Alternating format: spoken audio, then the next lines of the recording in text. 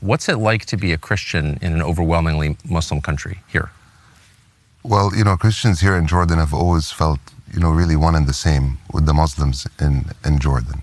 And it goes back thousands of years, really, Tucker. So it's always felt like we're really one and the same. Islam is very much an integral part of our culture as Christians here. Yeah, we feel very comfortable. As Christians here? As Christians, absolutely. So you went to school, a number of very prominent schools in the United States. You spent a lot of time living in the U.S., so you know that most Americans are going to be surprised to hear that.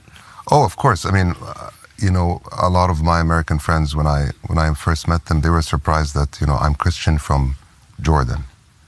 And I'm like, what do you mean? I mean, this is where Christianity started, right?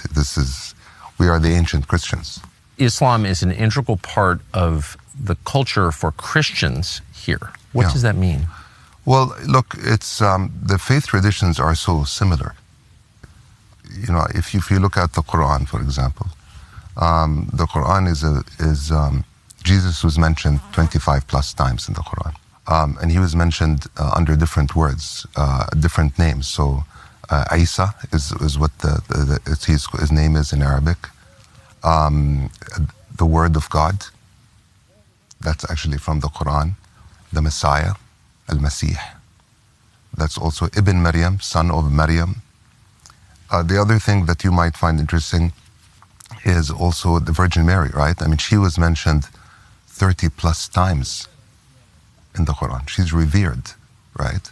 Actually, she was the only woman whose name was actually mentioned in the Quran. No other name of a woman has been. I mean, there was... Really? Absolutely. Maryam's is the only name that's named by name in the Quran as a woman. As the mother of Jesus. As the mother of Jesus. There is a whole chapter in the Quran just dedicated for the Virgin Mary.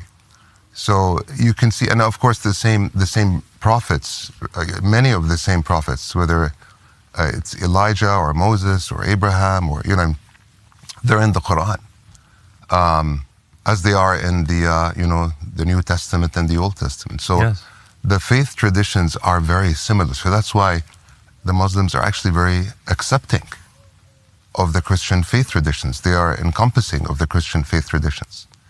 So yeah, I mean... And you're saying this as a Christian? I'm saying this as a Christian here in Jordan. Absolutely. I'm at a disadvantage because I have not read the Quran. Mm-hmm. I'll just say that.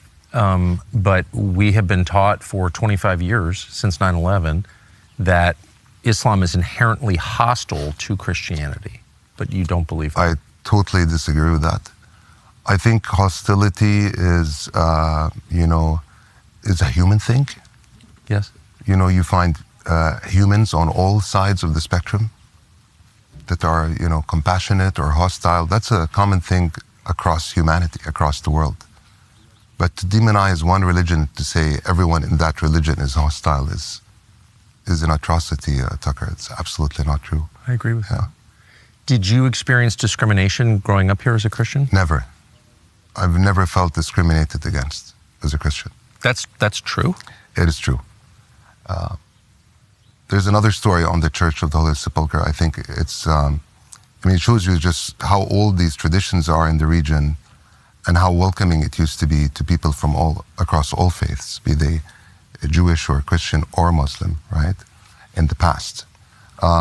So since, I think 1,000 years ago, since Salahuddin or Saladin, right? Yeah.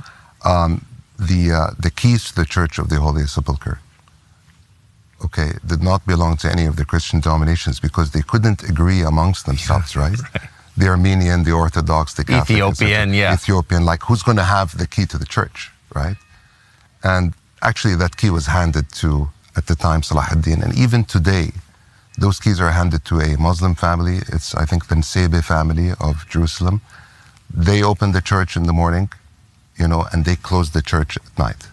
So that's the kind of these are the stories we grew up with as Christians in the region, as Muslims in the region, even as Arab Jews, right, from the region. This is sort of the faith and the common faith and cultural tradition we grew up with here.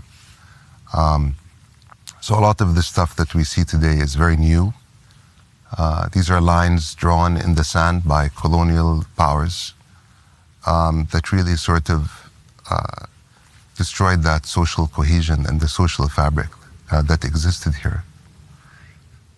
My complete outsider perspective, at the time when the official capital of the state of Israel moved from Tel Aviv, a city of recent creation, to Jerusalem, a city that, as noted, long predates the state of Israel, was that Jerusalem changed from an international holy site to a kind of government garrison run by a city-state, run by a nation-state. And that's probably not good for the Christians. Do you think that's fair? Yeah, I think Jerusalem belongs to all people, right? It certainly doesn't belong to Bibi. It's not his. He didn't make it. None of those buildings was built by the government of Israel. Sorry. Oh. So, but now it kind of feels like it belongs to Bibi. Is that, again, this is my perspective from thousands of miles away, but it's just interesting, and you know this because you spent so much time in the United States, that I don't think it would enter the minds of most Americans that a Christian could be better treated here in Jordan than in Israel. Yeah, I don't think it's just the Christians. I think, there's the occupation is an equal opportunity. For sure. Right? The Christians I don't think the it's Muslims. primarily the Christians, right. But what makes it galling from an American perspective, I am American, I see everything through the lens of the United States and its own interests, is that America is paying for this. Yeah. And America is a majority Christian country. So, I mean, we can all have different views about what our foreign policy ought to be, but I don't think many Americans are in favor of a foreign policy that oppresses their fellow Christians. I hope not.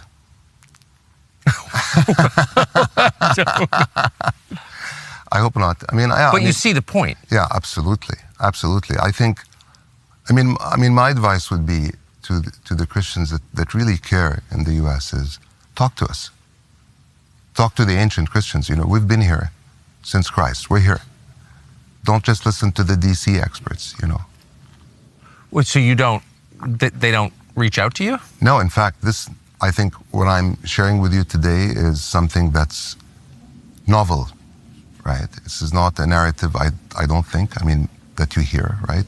In the U.S. a lot. Ever. I feel shame listening to you, and I rarely feel shame, but I do feel shame listening to you that I didn't know more about this, because I am a Christian, and I think we have an obligation to know what our tax dollars do to our fellow Christians. And I just haven't spent enough time thinking about it. And I think it's very odd that Christians in Jordan and in Israel aren't receiving help from Christians in the West. And this is important to mention, Tucker, but possibly the most destabilizing thing happening in the region, right, is the situation in Israel-Palestine. Without a just resolution, a just resolution for the situation of the Palestinians there, it's going to be even more destabilizing for communities in Palestine, in Jordan, across the region. Well, how about the United States? I mean, so, you fund mass murder in Gaza and there's no blowback to you? I think there's probably going to be, wouldn't you think?